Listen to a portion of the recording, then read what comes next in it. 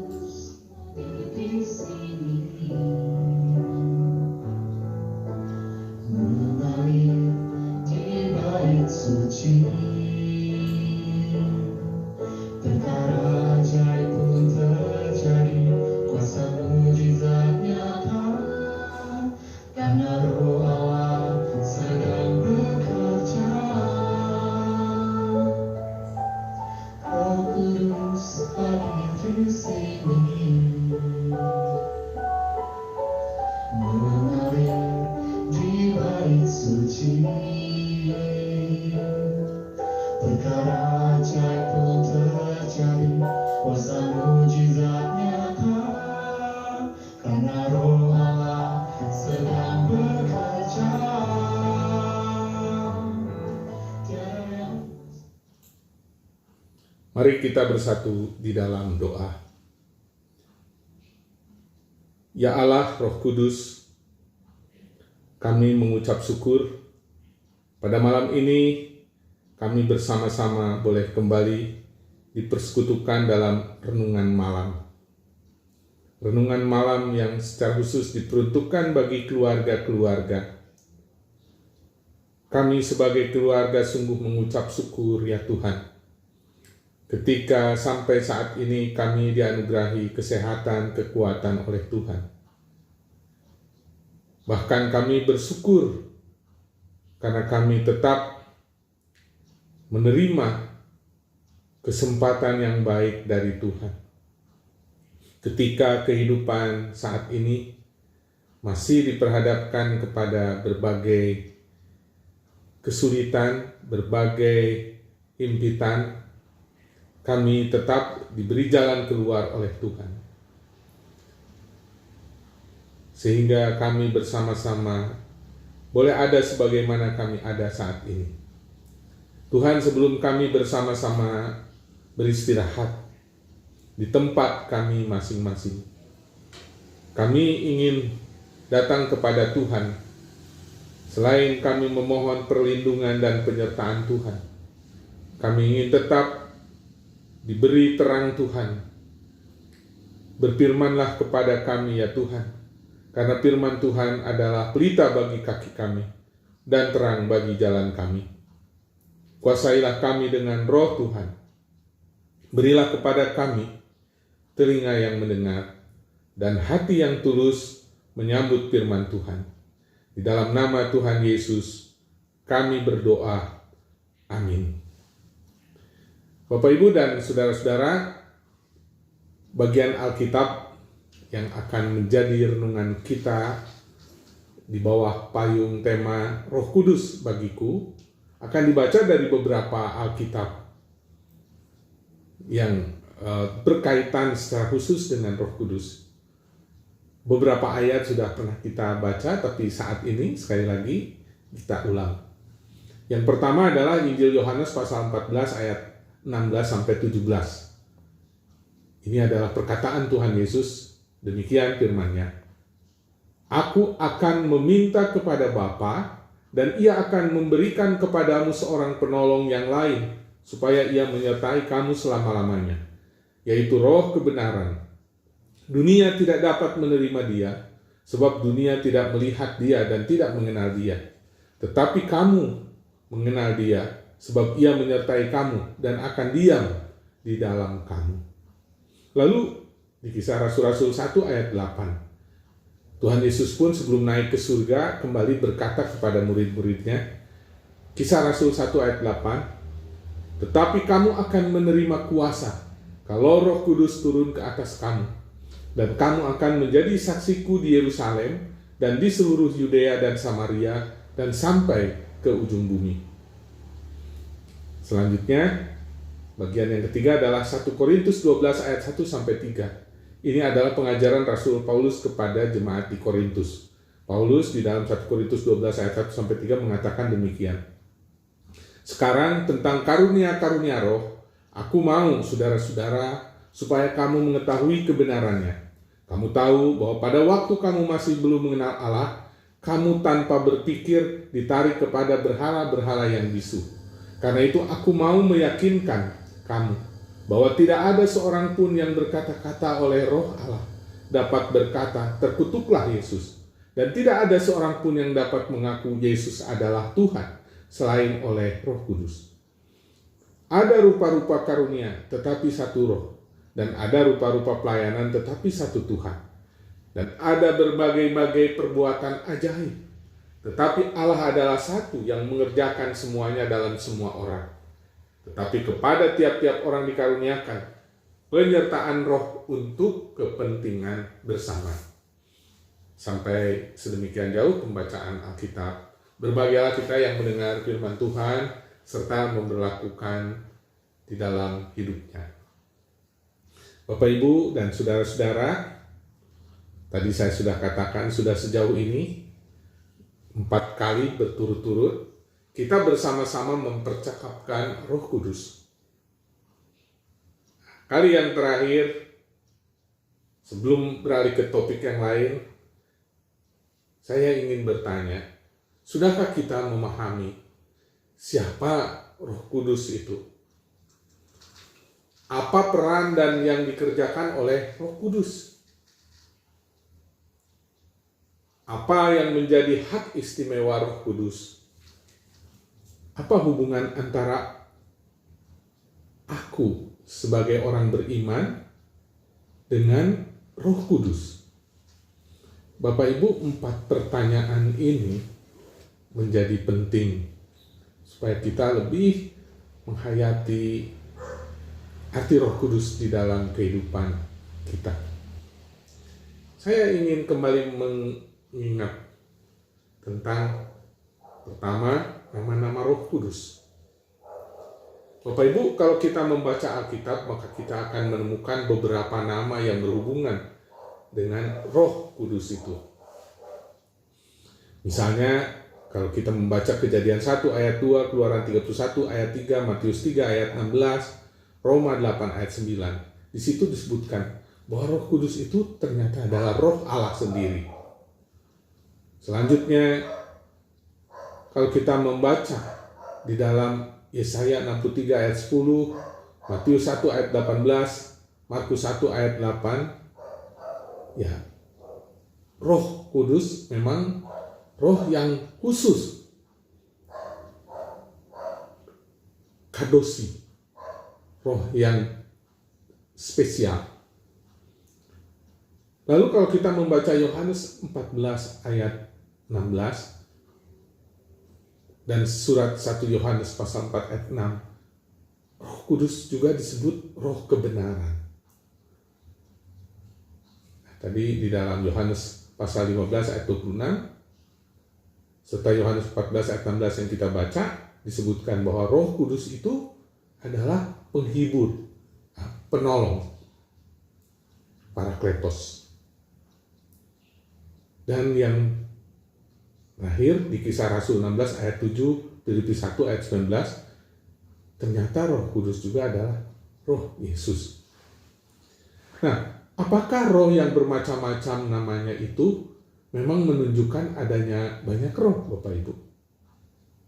Tentu saja jawabannya bukan. Sebab semua itu menunjuk kepada roh yang satu, yaitu roh Allah sendiri. Karena itu kita perlu tahu hakikat Roh Kudus. Bapak, Ibu, dan saudara-saudara, pada hakikatnya Roh Kudus itu memang tidak dapat dilihat, tidak dapat diraba, hadir di mana-mana dan tak dapat dikuasai, serta tak dapat diduga, tetapi pekerjaannya dapat dilihat. Seperti dikatakan dalam Yohanes 3 ayat 8. Kalaupun dalam Alkitab dikemukakan bahwa roh itu seperti merpati, misalnya Matius 3 ayat 18, atau seperti api di dalam Kisah Rasul 2 ayat 3 dan 4 waktu Pentakosta, atau seperti angin sepoi-sepoi dikatakan di dalam 1 Raja-Raja 19 ayat 12, itu bukan menunjukkan bahwa wujud Roh Kudus demikian, tapi lebih merupakan suatu pernyataan yang situasional, yang sifatnya ditentukan oleh keadaan pada saat roh itu menyatakan dirinya. Kekuasaan Allah yang ditunjukkan oleh Roh Kudus itulah yang menjadikan Roh Kudus itu hadir, mengaktualisasikan diri dalam berbagai-bagai bentuk dan cara. Contohnya, mengapa Allah datang ke Elia dalam bentuk angin sepoi-sepoi? Nampaknya karena situasi Elia saat itu sedang emosi, marah, putus asa, karena bangsa Israel berbalik kepada berhala atas usaha Isabel, istri Ahab. Lalu Tuhan datang dalam bentuk angin yang amat menyejukkan Elia dan membuat Elia jadi turun emosinya. Mengapa Tuhan menyatakan diri dalam wujud sepoi-sepoi tadi? Saudara, Allah mau menolong Elia. Selanjutnya, mengapa Tuhan menyatakan diri dalam wujud merpati? Waktu itu ketika Tuhan Yesus dibaptis ya. Karena ia mau menyatakan bahwa Yesus datang dengan segala kelembutan dan ketulusan untuk membawa damai dari Allah bagi dunia. Mengapa dalam bentuk api? Ketika Roh Kudus tercurah di Kisah Rasul pasal yang kedua. Sebab pada saat Roh turun kepada para rasul, waktu itu mereka sedang dalam keadaan dingin imannya. Tidak ada semangat, keberanian untuk bersaksi. Kita tahu saudara-saudara, api adalah gambaran kuasa, panas, yang dapat membakar semangat. Sehingga memang ditunjukkan waktu itu, Petrus langsung dengan berani menyaksikan Tuhan di hadapan orang banyak yang berhimpun saat itu di bait Allah. Ia tidak lagi takut, bahkan siap dihadapkan ke mahkamah agama sekalipun untuk bersaksi. Lalu kita dapat mengatakan bahwa hakikat Roh Kudus adalah suatu pribadi. Roh Kudus adalah, sekali lagi, roh Allah sendiri. Allah adalah suatu pribadi, karena itu Roh Kudus juga suatu pribadi. Beberapa ciri dari suatu pribadi ialah tadi punya pengetahuan, punya perasaan, punya kehendak atau keinginan, punya sikap dan sebagainya. Beberapa pernyataan dari Alkitab menggambarkan hal itu. Misalnya dikatakan di dalam 1 Korintus 2 ayat 11. Demikian pula lah, tidak ada orang yang tahu apa yang terdapat di dalam diri Allah selain roh Allah. Roh Kudus mengetahui. Selanjutnya di dalam Roma 15 ayat 30 dikatakan demikian. Tetapi demi Kristus Tuhan kita dan demi kasih roh. Nah, Roh Kudus punya perasaan kasih. Selanjutnya di dalam 1 Korintus 12 ayat 11 dikatakan, tetapi semuanya ini dikerjakan oleh roh yang satu dan yang sama. Kalimat ini dikemukakan setelah dalam ayat 7 sampai 12 diuraikan panjang lebar apa yang dikerjakan oleh Roh Kudus. Jadi Roh Kudus itu punya kehendak. Nah, itulah gambaran dari hakikat Roh Kudus. Bapak Ibu, selanjutnya kita juga melihat pekerjaan Roh Kudus atau karya-karya Roh Kudus. Lalu kita sudah melihat karya Roh Kudus yang mengubahkan, karya Yesus dalam pribadi-pribadi orang percaya, karya Roh Kudus dalam kehidupan persekutuan atau gereja. Nah, sekarang kita akan ingat lagi pekerjaan Roh Kudus. Pertama, Roh Kudus digambarkan sebagai yang selalu aktif. Kesaksian Alkitab menggambarkan demikian. Misalnya ketika kita membaca Kejadian 1 ayat 2, roh melayang-layang dalam rangka mencipta alam semesta. Selanjutnya di dalam Kejadian 1 ayat 2, Mazmur 33 ayat 6, Yohanes 1 ayat 3, Ibrani 1 ayat 3, dikatakan di sana, langit dan bumi dijadikan oleh Allah Bapa, Firman dan Roh. Yang kedua, Roh menggerakkan para hakim, Roh menggerakkan Saul, Roh menggerakkan Daud, Roh menggerakkan Azaria. Dan di dalam Perjanjian Baru, kepada Tuhan Yesus setelah dibaptis, dan selanjutnya di dalam pelayanannya, Roh Kudus juga bekerja. Matius 3 ayat 16, Lukas 4 ayat 14 dan ayat 18. Nah, selanjutnya setelah Yesus naik ke surga, saudara-saudara, kita tahu waktu peristiwa Pentakosta di dalam renungan kita yang lalu, Kisah Rasul 2 ayat 1 sampai 4, Roh Kudus juga datang menguatkan para rasul. Nah, kalau kita perhatikan di dalam Alkitab lebih dalam lagi, maka nampak bahwa Roh Kudus itu mempunyai pekerjaan yang sekaligus selain menyatakan pekerjaannya, juga keistimewaannya. Mari kita lihat di Yohanes 16 ayat 13 dan 14, dikatakan ia memuliakan Tuhan Yesus. Kemudian kalau kita membaca Yohanes 8 ayat 8 sampai 11, ia meyakinkan orang. Roh Kudus membuat orang menjadi yakin dan sadar akan dirinya sebagai yang berdosa, lalu melihat kebenaran dan hukum. Kemudian kalau kita membaca Yohanes 3 ayat 5, percakapan Tuhan Yesus dengan Nikodemus, Roh Kudus juga berkuasa melahirkan kembali manusia. Tuhan Yesus bersabda, aku berkata kepadamu, sesungguhnya jika seorang tidak dilahirkan dari air dan roh, ia tidak dapat masuk ke dalam pekerjaan Allah. Roh Kudus di sini membuat hati seseorang terbuka terhadap Kristus, menerimanya sebagai juru selamatnya dalam kehidupan yang baru. Tidak ada pertobatan manusia yang tidak disertai campur tangan Roh Kudus. Selanjutnya, Roh Kudus juga memateraikan orang-orang percaya bagi hari penebusan. Paulus mengatakan itu di dalam Efesus 4 ayat 30. Roh Kudus memberi kepada manusia kesukaan dan jaminan yang meyakinkan bahwa mereka adalah milik Allah. Ya, kalau kita telusuri begitu banyak keistimewaan dari pekerjaan Roh Kudus. Nah, Bapak Ibu, bagian yang terakhir yang perlu kita garis bawahi, dari semua uraian tentang Roh Kudus, siapa Roh Kudus melalui nama-namanya, hakikatnya, kemudian pekerjaannya, dan keistimewaan-keistimewaannya. Kini kita sampai kepada satu titik yang terpenting bagi kita. Arti hubungan kita dengan Roh Kudus. Apa saja? Pertama, Bapak Ibu, setiap orang beriman memiliki kebahagiaan yang besar, yaitu bahwa dirinya menjadi rumah Roh Kudus. Diri kita adalah bait Allah.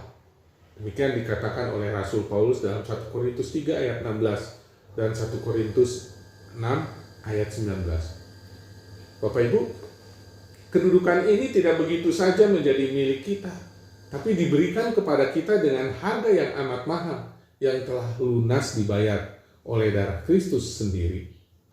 Nah, kalau kita membaca 1 Korintus 6 ayat 19-20, kita akan tahu itu. Nah, jika kita adalah bait Allah, maka artinya Allah tinggal bersama kita, Bapak Ibu. Ia ada di pihak kita. Itulah yang membuat kita tak perlu takut terhadap lawan-lawan kita, kata Rasul Paulus di dalam Roma 8 ayat 31. Roh Kudus mengerti segala persoalan kita, karena ia tahu isi hati kita sedalam-dalamnya. Karena itu kita mengamini nasihat Rasul Paulus kalau ia berkata bahwa kita tidak perlu khawatir dalam segala hal. Paulus katakan, tetapi serahkanlah segala khawatir kita pada Dia yang pasti akan memelihara kita.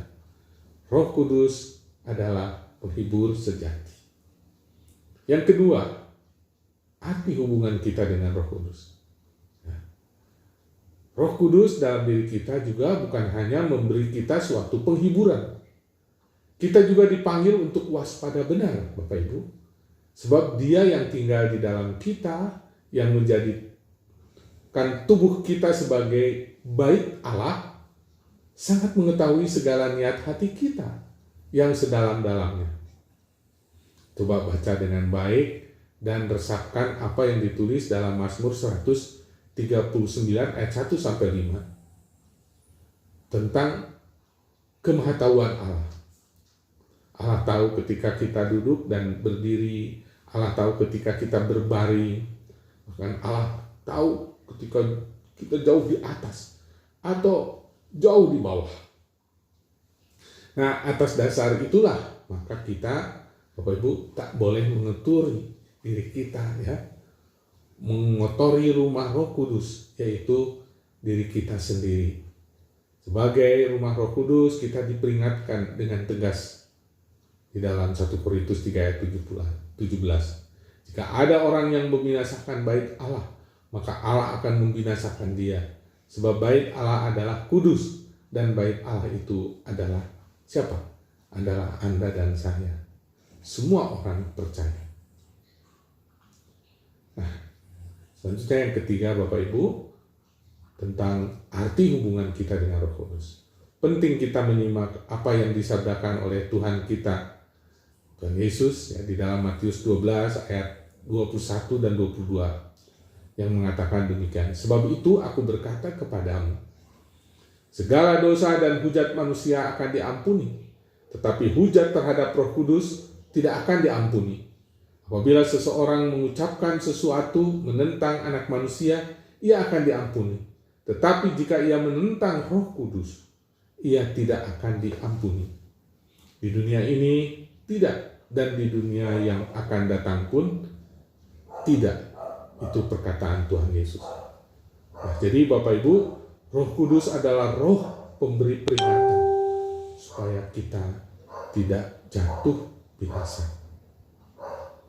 Semoga dengan pemahaman kita tentang Roh Kudus, kita semakin disadarkan bahwa hidup kita itu tidak bisa semena-mena, tidak bisa berjalan sendiri. Roh Kudus tadi memberi penghiburan sejati bagi kita, karena ia ada di dalam hidup kita. Ia menolong kita, menjaga kita, melindungi kita. Tapi sekaligus, saudara, Roh Kudus juga dengan hadir di dalam hidup kita, mengundang kita untuk hidup berjaga-jaga, berhati-hati, tidak sembarangan di dalam melangkah. Karena kita tidak boleh kemudian melalui hidup kita mengotori kekudusan Allah, kekudusan Roh Allah yang menetap dalam diri kita. Semoga Tuhan terus membangun kehidupan kita melalui Roh-Nya. Dan sekaligus, saudara, semoga Roh Tuhan membimbing agar kita tidak terjatuh ke dalam kehidupan yang menjauh dari padanya. Amin. Mari kita merenung sejenak.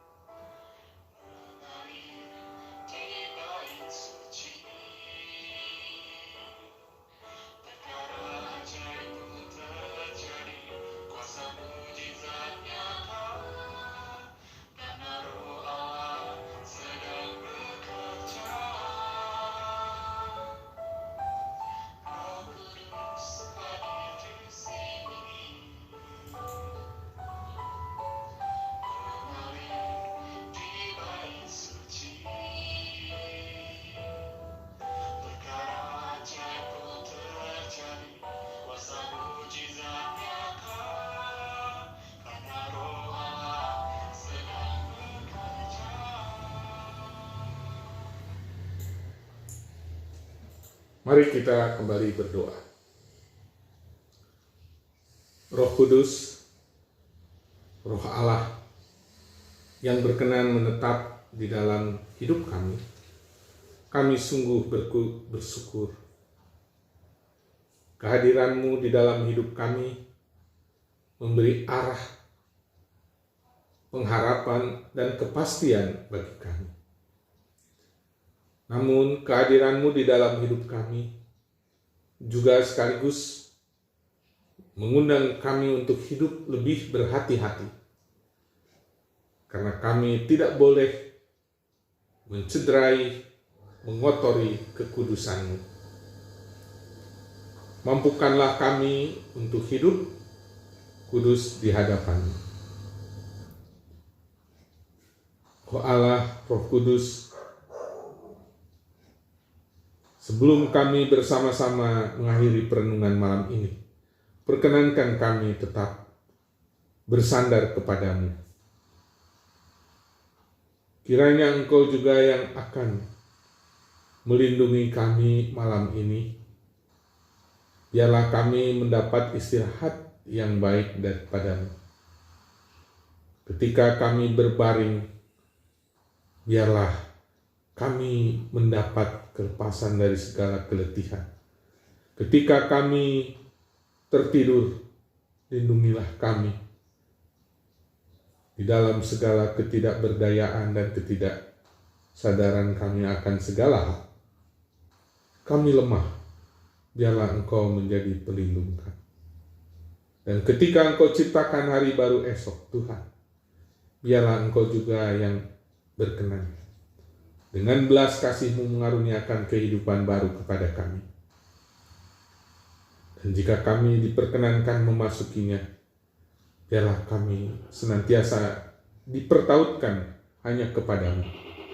Ya Tuhan, kami ingin berdoa membawa segala keprihatinan manusia, keprihatinan anak-anak Tuhan, gereja Tuhan, di saat-saat menjalani masa pandemi. Memang ya Tuhan, ada kesulitan-kesulitan yang harus dihadapi, sehingga kami butuh kekuatan pertolongan dari Tuhan. Namun kami saat ini juga mulai bersyukur dengan semuanya ini. Ada banyak pengalaman berharga yang didapatkan oleh anak-anak manusia dengan masa pandemi ini. Ya Tuhan, kami dapat melihat keagungan kuasa Tuhan, dan sekaligus kami menyadari akan ketidakberdayaan manusia. Tuhan, perkenankan saat ini kami ingin berdoa bagi gereja-gereja Tuhan yang selalu berupaya bagaimana untuk tetap bisa hidup, bertaut, berkenan di hadapan Tuhan. Kami mendoakan usaha-usaha pembinaan, usaha-usaha pembekalan yang dilakukan oleh gerejamu dengan segala perangkat yang dimiliki, dengan segala talenta yang Engkau anugerahkan. Kami menyerahkan ibadah-ibadah daring atau jarak jauh. Biarlah Tuhan berkati agar itu sekalipun tidak biasa dapat tetap membangun kehidupan iman jemaat Tuhan. Kami berdoa untuk para pelaksana majelis jemaat, para pemuda, para pemudi. Demikian juga ya Tuhan, seluruh perangkat yang dipakai. Kiranya Tuhan berkati agar segala pelayanan yang dinyatakan boleh sungguh-sungguh menjadi cara Tuhan hadir, menjaga, melindungi umat-Nya. Tuhan, pada saat ini perkenankan kami mendoakan umat Tuhan yang sedang terpuruk, yang sedang terpapar, baik itu karena usia lanjut, baik itu karena penyakit dan rasa sakit yang diderita, ataupun karena kehidupan ekonomi yang memang saat ini Tuhan begitu memprihatinkan. Tuhan, di dalam segala keberadaan kami semua, kami memang selalu meyakini Tuhan pasti tidak merancang keburukan bagi anak manusia. Tetapi kami memohon, Tuhan bersegeralah memberi kelepasan di dalam segala kesesakan anak-anakmu yang sakit, anak-anakmu yang sedang mengalami krisis kehidupan. Tuhan, kami menyerahkan pemerintah dan masyarakat Indonesia di mana kami berada. Kiranya hikmat dan kebijaksanaan dari Tuhan saja yang Tuhan karuniakan, agar kewenangan-kewenangan yang mereka miliki dapat mereka gunakan untuk mengatur dan mengatasi segala problema kehidupan dengan baik. Kami yakin tuntunan Tuhan saja akan menolong kami semua. Terima kasih.